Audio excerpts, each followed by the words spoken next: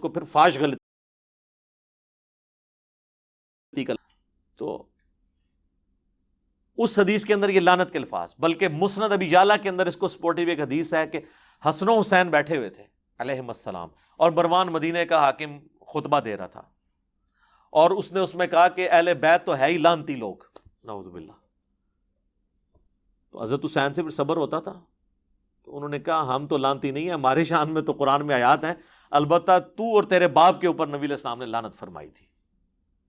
تو یہ جو روایتیں ہیں نا، اس کو سپورٹیو کئی ایک روایتیں ہیں کہ یہ لعنتی لوگ تھے. لعنت عربی میں کہتے ہیں اللہ کی رحمت سے دور لوگ، یا اس کو آپ ہماری زبان میں کہتے ہیں منحوس لوگ، نحست پہ ہی جنا ہوتے ہیں. ٹھیک ہے، یہ آپ کو پتا چل گیا کہ یہ کہتے ہیں نا جی وہ یعنی بڑا مشورہ ہوا، یہ وہ جی اتنے صحابہ نے بیعت کر لی تھی، یہ کس طریقے سے یہ تحفہ مسلط ہوا ہے امت کے اوپر. کئی ایک ٹاپکس ہیں، میں اس کو پھر اب کنکلوژن کی طرف لے کے آتا ہوں. یہ ہے میرے بھائیوں میرا ریسرچ پیپر، واقعہ کربلا کا حقیقی پس منظر 72 صحیح الاسناد احادیث کی روشنی میں. یہ میں نے 72 کا ٹائٹل شہدائے کربلا کی نسبت سے لیا ہے، ادروائز اس میں احادیث 200 سے زیادہ ہیں، اکثر بخاری اور مسلم سے ہیں. سب سے پہلے میں نے عربی میں لکھا اسے، اس کے بعد اس کا اردو ترجمہ ہوا، پھر ہندی ترجمہ ہوا، پھر انگلش ترجمہ ہوا. 4 زبانوں میں انٹرنیشنل پمفلٹ ہے. بخاری اور مسلم تو صحیحین ہیں.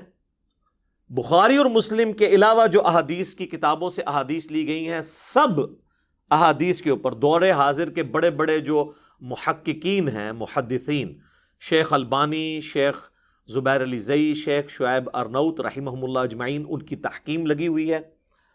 اور کوئی بھی حدیث ایسی نہیں ہے جس کو کسی نہ کسی محدث نے صحیح نہ کہا ہو. اس کے علاوہ پرانے بزرگوں کی بھی تحکیم ہے، امام حاکم کی، امام ذہبی کی، امام ترمذی کی، اور ائمہ کی بھی. اور یہ جو ریسرچ پیپر ہے میرے بھائیوں، یہ آلموسٹ یہ پوری سٹوری کو کور کرتا ہے، اور اس کا نام میں نے کیا رکھا ہے، واقعہ کربلا کا حقیقی پس منظر 72 صحیح الاسناد احادیث کی روشنی میں. واقعہ کربلا کو ڈسکس کرنا اہم نہیں ہے کہ نعوذ باللہ من ذالک وہاں پر آرا چلا تھا یا تیر چلے تھے. اصل چیز امپورٹنٹ یہ ہے کہ یہ واقعہ ہوا کیوں نبی علیہ السلام کی وفات کے بعد صرف 50 سال گزرے اور آپ کی پوری اولاد ذبح کر دی گئی. یہ تو کسی پیغمبر کے ساتھ نہیں ہوا.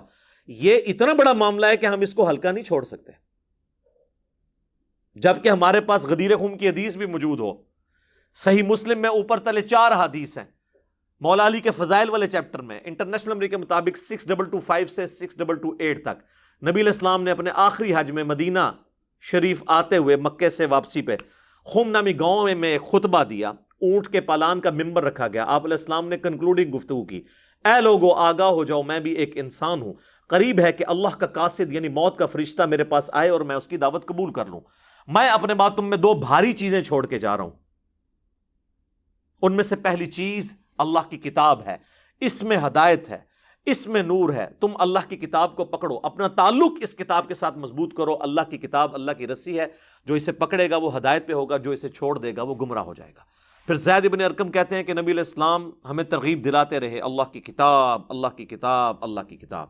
اور پھر فرمایا کہ دوسری بھاری چیز میرے اہل بیت ہیں، میں اپنے اہل بیت کے معاملے میں تمہیں اللہ کا خوف دلاتا ہوں. اور اس جملے کو آپ نے 3 دفعہ ریپیٹ کیا. لیکن امت نے بالکل الٹ کیا، نہ قرآن کو پکڑا اور نہ اہل بیت کو زندہ چھوڑا. تو یہ ایک بہت تلخ چیز ہے. اور نبی علیہ السلام ہمیں غدیر خم کے اوپر وصیت کر کے گئے ہیں، اور یہ پلیٹ فارم اللہ کے فضل سے قرآن کی توحید پہ کھڑا ہے، اور اہل بیت کے دفاع پر یہ پلیٹ فارم غدیر خم پہ ہے الحمدللہ.